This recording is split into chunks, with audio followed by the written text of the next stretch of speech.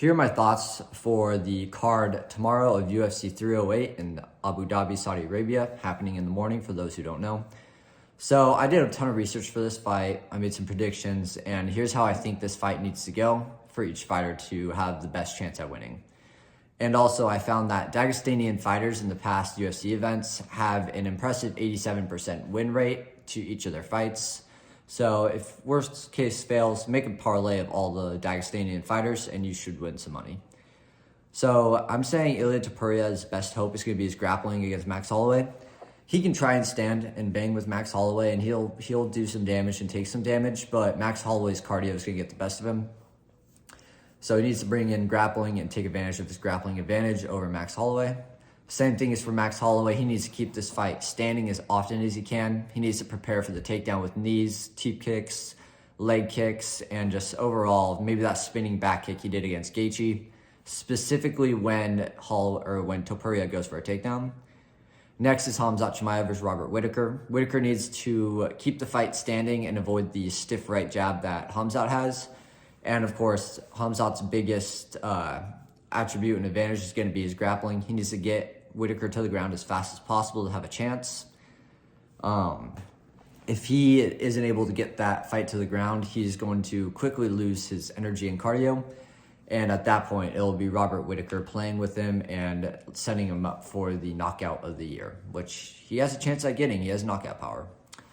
Next is Magomed Ankalaev versus Alexander Rakic. Like I said, grappling is going to play a huge role in this fight, so will Dagestanian grappling specifically. If Magomed Ankalaev keeps this fight standing, then he needs to make it dirty boxing, and he needs to keep Alexander Rakic against the fence and not allow him any mobility other than to attempt a takedown, which Magomed Ankalaev is a better wrestler, so he'll be able to take him out easy after that. Same thing for Rakic. He needs to maintain distance and keep his distance away from Ankalaev. He needs to depend on his leg kicks because we know that when he used them on Jiri Prochazka, it severely helped him. He didn't win the fight, but he got a much better chance at winning against Jiri than he had if he hadn't used the leg kicks. We know that Jan Blachowicz, when he fought Ankalaev, had an extreme amount of success with the leg kicks as well over Ankalaev. So that's going to be Ankalaev's enemy and Rakic's biggest key when it comes to this fight. Next is going to be Shara Magomedov versus Arman Petrosyan. I'm going to be honest, I never even bothered watching Arman. He is, sadly to say, just someone that the UFC is putting up against Shara to try and make him a prospect for a title shot. Eventually, not saying soon, but eventually. Shara is a great striker. He is not a great wrestler, though. If he wants to win, he needs to keep this fight on standing and he needs to double deal as much damage as he can in the first round to Arman.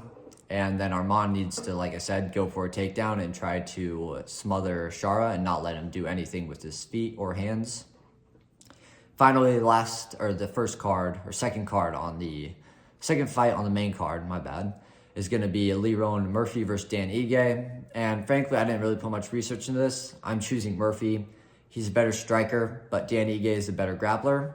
When Dan Ige went up against Diego Lopez, he proved he has some decent grappling ability, but I really do believe that Lerone Murphy's going to just piece him up on the feet. And if it does go to the ground, it'll be him on top, landing elbows and doing as much damage until the ref stops it due to ground and pound. Let me know below what you think about the main card for UFC 308 and what your predictions are.